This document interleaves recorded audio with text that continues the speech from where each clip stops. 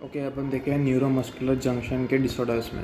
सबसे पहला है मायस्थीनिया ग्रेविस। यही मेजर डिसीज है मायस्थीनिया ग्रेविस। इसमें होता क्या है, it is an auto immune neuromuscular junction disorder and patient presents with weakness and fatigue of skeletal muscle. उसमें से मेजरली ऑक्यूलर, फेशियल और bulbar muscles. It is auto immune neuromuscular junction disorder. Normally क्या होता है, ये हमारी pre synaptic membrane या post synaptic membrane, synaptic left, यहाँ से एसिटाइलकोलिन या न्यूरोट्रांसमीटर रिलीज होता है और पोस्ट सिनेप्टिक मेम्ब्रेन के ऊपर जो एसिटाइलकोलिन रिसेप्टर्स होते हैं वहाँ पे बाइंड हो जाते हैं। ये नॉर्मली होता है और ऐसे ही मसल कॉन्ट्रैक्शन होता है। अब मायस्थीनिया ग्रेविस में क्या होता है, एक तो ये एसिटाइलकोलिन रिसेप्टर्स नंबर में कम हो जाते हैं, plus there is acetylcholine bind नहीं कर पाता रिसेप्टर से, जो बचा होता है वो भी बाइंड नहीं कर पाता। क्यों? क्योंकि antibodies are formed against this acetylcholine receptors, auto antibodies जो रिसेप्टर के साथ बाइंड हो जाते हैं और एसिटाइलकोलिन को बाइंड नहीं करने देते। क्योंकि तो इसमें दो टाइप के एंटीबॉडीज़ हो सकते हैं, एक है एंटी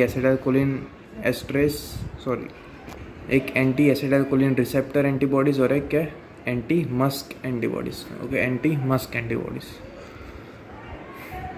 अब ये blocking antibodies and destructive antibodies, कुछ एंटीबॉडीज़ ब्लॉक कर देते हैं और कुछ तो डिस्ट्रॉय कर देते हैं एसिटाइलकोलिन रिसेप्टर्स को। अब myasthenia gravis T cell plus B cell mediated disease.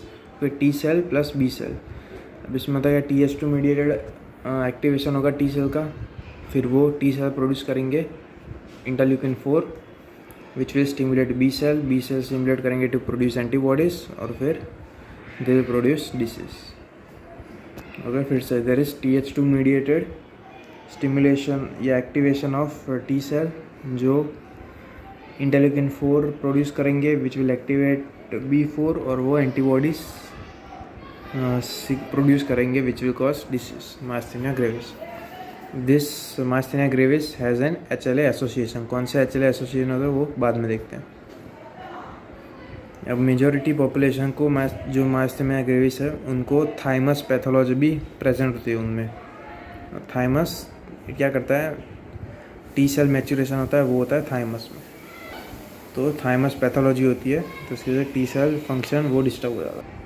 अब एक सीरो पॉजिटिव मायस्थीनिया ग्रेविस होती है और एक सीरो नेगेटिव मायस्थीनिया ग्रेविस होती है। सीरो पॉजिटिव मायस्थीनिया ग्रेविस में एंटीबॉडीज़ पॉजिटिव होती है, मतलब इसमें एंटी एसिटाइलकोलिन रिसेप्टर एंटीबॉडीज़ होती है, पहली वाली एंटी एसिटाइलकोलिन रिसेप्टर एंटीबॉडीज़, जबकि सीरो नेगेटिव में एंटी मस्क एंटीबॉडीज़ होती है। मायस्थीनिया ग्रेविस के दो टाइप है, एक ऑक्यूलर मायस्थीनिया और एक जनरलाइज्ड मायस्थीनिया। ऑक्यूलर मायस्थीनिया में उसमें भी एंटी मस्क एंटीबॉडीज़ होती है और इसमें ऑक्यूलर सिम्टम्स ज़्यादा होते हैं जो ऑक्यूलर मसल्स अफेक्ट करता है। फिर जनरलाइज्ड में एसिटाइलकोलिन रिसेप्टर की एंटीबॉडी होती है, इसमें थाइमस इन्वॉल्वमेंट होती है, क्योंकि थाइमस का हाइपरप्लेसिया हो सकता है, ट्यूमर हो सकता है, वो कुछ भी हो सकता है। ये थे दो टाइप के मायस्थीनिया, ऑक्यूलर और एक जनरलाइज्ड। जनरलाइज्ड में जनरल मसल वीकनेस होगी, ओके, लाइक लिम्स की, जॉइंट्स में पेन होगा, फटीग होगी, वीकनेस होगी, वो सारे सिम्टम्स होंगे। अब इसमें ऑटो एंटीबॉडीज़ बनती है, तो फिर इसका डायग्नोसिस कैसे करते हैं, by detection of anti acetylcholine receptor antibodies, detection by anti acetylcholine receptor antibodies. अब क्लिनिकल फीचर्स में एक तो age group, it has bimodal occurrence, मतलब दो टाइप्स की एजेस में हो सकता है, मतलब एक यंग एज में भी हो सकता है और एक ओल्ड एज में। यंग एज या अर्ली ऑनसेट में 20s या 30s में, और लेट ऑनसेट में 60s या 70s में। अभी ऑटो इम्यून डिसीज इसलिए वजह से ये फीमेल्स में ज़्यादा कॉमन होगी, और autoimmune disease other autoimmune disease भी प्रेजेंट हो सकती है, like Hashimoto's thyroiditis, Addison's pernicious anaemia, vitiligo, type 1 diabetes mellitus, ये सारी अदर ऑटो इम्यून डिसीज हो गई। अब लेट ऑनसेट में there is absence of thymus involvement. पहले अर्ली ऑनसेट की बात करते हैं, तो अर्ली ऑनसेट में फीमेल्स में मोर कॉमन होती है anti acetylcholine receptor antibodies. Thymus pathology present होती है in early onset, late onset में एब्सेंट होती है। और HLA कौन से होते हैं, अर्ली ऑनसेट में DR3, DR9 और B8, DR3, DR9, B8 याद रखे तो ही रखना। अब बता लेट ऑनसेट में इसमें भी एंटी एसिटाइलकोलिन रिसेप्टर एंटीबॉडीज के facial muscle oropharyngeal muscles affect होते हैं। ये जो मायस्थेनिया ग्रेव्स होता है it starts as ocular presentation, मतलब डिप्लोपिया वो सब पहले होगा और बाद में फिर स्केलेटल मसल्स में वीकनेस होगी, फिर जनरली स्प्रेड होगा। There is fluctuating weakness and fatigability. Okay, there is fluctuating weakness and fatigability. Okay, sequence दिया हुआ है, स्टार्ट्स विथ ऑक्यूलर या फेरेंजियल, फिर जनरलाइज्ड वीकनेस, उसमें सबसे पहले proximal muscles of lower limb, फिर फेरेंजियल या bulbar muscle, respiratory muscle end में। ओके, एंड में रेस्पिरेटरी मसल, अगर ये इन्वॉल्व हो गए तो फिर रेस्पिरेटरी फेलियर हो सकता है और डेथ हो सकती है पेशेंट की। ये हो गए क्लिनिकल फीचर्स कि एक छोटा सा एंटी मस्क एंटीबॉडीज। तो ये किस में दिखती है हमने देखा, ऑक्यूलर मायस्थेनिया में दिखती है। इसमें थायमस इन्वॉल्व नहीं होता, फीमेल्स में मोर कॉमन होता है। और इसमें कौन से मसल इन्वॉल्व होते हैं, ओरोफेरेंजियल, बक्कल या फिर फेशियल मसल। ओके, ओरो मतलब ऊपर के मसल, हेड एंड नेक के मसल्स। फिर proximal muscles and neck muscles are spared.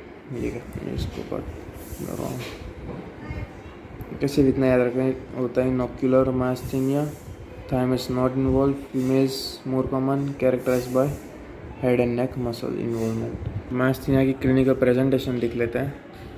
तो मैंने बोला था ocular, pharyngeal, proximal weakness of skeletal muscle और फिर रेस्पिरेटरी मसल इन्वॉल्वमेंट।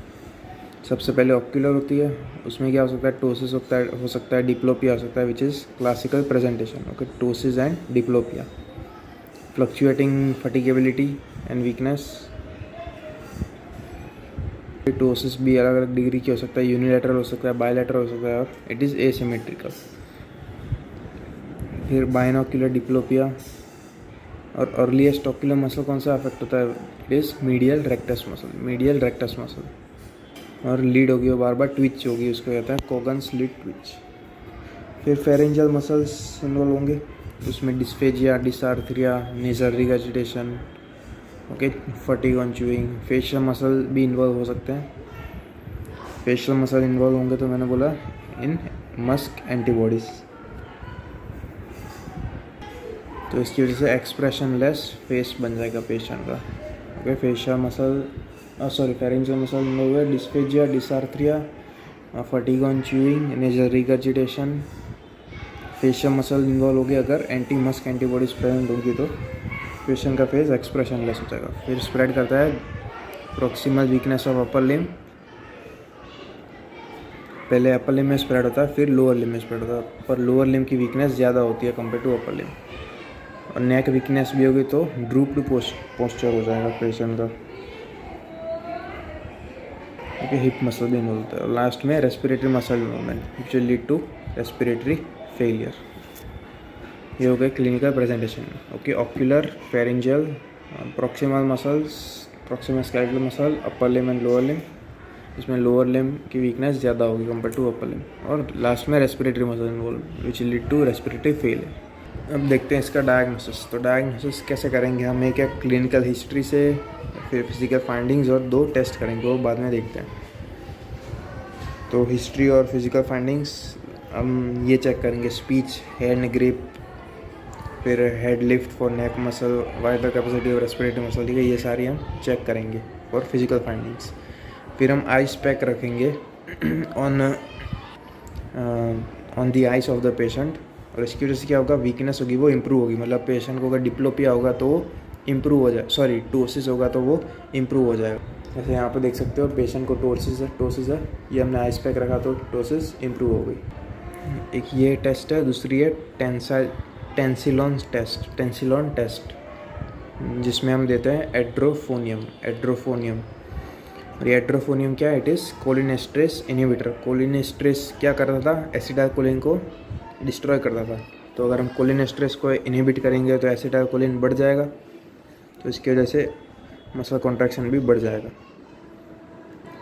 अब ये एड्रोफोनियम इट इज़ रैपिडली एक्टिंग, मतलब 30 सेकंड में। तो आपको जो सिम्टम रिलीव होते हुए दिखेंगे वो जल्दी दिख जाएंगे, इमीडिएटली आफ्टर इंजेक्शन ऑफ एड्रोफोनियम।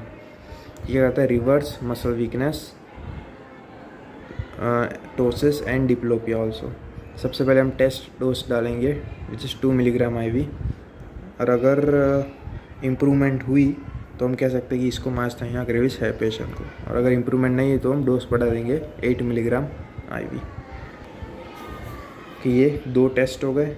अब एक specific test which is detection of anti acetylcholine receptor antibody, कि मैंने पहले भी बताया था, detection of anti acetylcholine receptor antibodies. अब और दूसरे इलेक्ट्रोफिजियोलॉजिकल टेस्ट है which is single nerve fibre electromyography, और दूसरा है रिपीटेड नर्व स्टिमुलेशन टेस्ट। कि ये 2 which is single nerve electromyography and second one is repeated nerve stimulation test, जिसमें हम नर्व को स्टिमुलेट करेंगे बार बार। नॉर्मली क्या होगा कि जो एम्पलीट्यूड है वो एक्शन पोटेंशियल का वो सेम रहेगा, लेकिन मास्थेनिया ग्रेविस में एम्पलीट्यूड कम हो जाएगा ऑन रिपीटेड स्टिमुलेशन। बट इसके कंपेयर में single nerve fibre electromyography is more sensitive. Okay, ये हो गए डायग्नोसिस। याद रखना 2 टेस्ट है, आइस पैक और टेंसिलोन टेस्ट, जिसमें एड्रोफोनियम डालते हैं जिस कोलिनेस्टरेज इनहिबिटर। ये क्या करता है, वीकनेस को इम्प्रूव करते हैं, सिम्टम्स रिलीव करते हैं। Specific one is anti acetylcholine receptor antibody detection, and other two test are single nerve fibre electromyography and repeated nerve stimulation test. अब ट्रीटमेंट ऑफ मास्थेनिया ग्रेविस है, इसमें 3 पॉइंट्स ही आते हैं। एक तो है मेन ट्रीटमेंट, वो है पायरिडोस्टिग्मिन विच इज़ ओरल एंटी कोलिनेस्टरेज, मतलब ये भी कोलिनेस्टरेज इनहिबिटर विच इज़ पायरिडोस्टिग्मिन। इसका ये डोज दिया हुआ है। अगर रिलैप्स होता है तो फिर हम दे सकते हैं स्टीरॉयड और एजाथियोप्रिन, स्टीरॉयड एंड एजाथियोप्रिन। क्राइसिस के बारे में हम एंड में देखते हैं। ओके, फर्स्ट हमने देखा पायरिडोस्टिग्मिन, सेकंड है सर्जरी थाइमेक्टोमी, क्योंकि हमने देखा था मेजॉरिटी पेशेंट को थाइमोमा पैथोलॉजी भी हो सकती है, अगर थाइमस पैथोलॉजी हो सकती है। तो इसकी इंडिकेशन क्या है, which is thymoma, okay, tumour. फिर patient should be MuSK negative, मतलब मस्क एंटीबॉडीज़ एब्सेंट होनी चाहिए।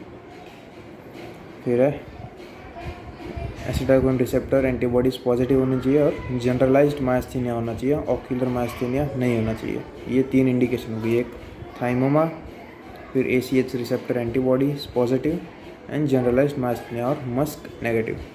और ये कॉन्ट्रा इंडिकेशंस है, ऑक्यूलर मास्थेनिया, एल्डरली और मस्क पॉजिटिव। और लास्ट है वो है immunosuppression by various drugs like corticosteroid and so on.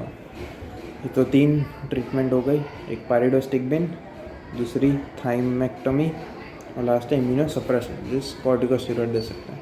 और ये ड्रग्स का नाम याद रखना, which precipitate myasthenia. Most important याद रखना, बीटा ब्लॉकर। मास्थेनिया क्राइसिस क्या है, which is severe rapid severe deterioration of myasthenia, मतलब इसमें रेस्पिरेटरी मसल इन्वॉल्व हो जाते हैं और रेस्पिरेटरी फेलियर होता है, plus there is quadriparesis and respiratory failure होता है। इसकी वजह से है ड्यू टू रेस्पिरेटरी इन्फेक्शन, या फिर अगर हमने न्यूरोमस्कुलर ब्लॉक दे दिया हो तो उसके से भी सिम्टम्स बढ़ सकते हैं।